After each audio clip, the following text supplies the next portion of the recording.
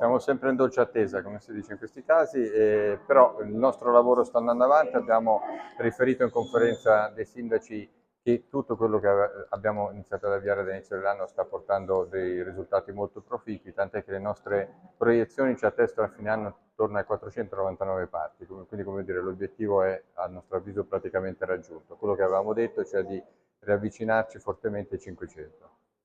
A questo punto non facciamo previsioni, la risposta sembra sempre imminente, però diciamo, sono passate ormai diverse settimane. Riteniamo che sia veramente ormai questione di giorni, però non abbiamo elementi per fare previsioni.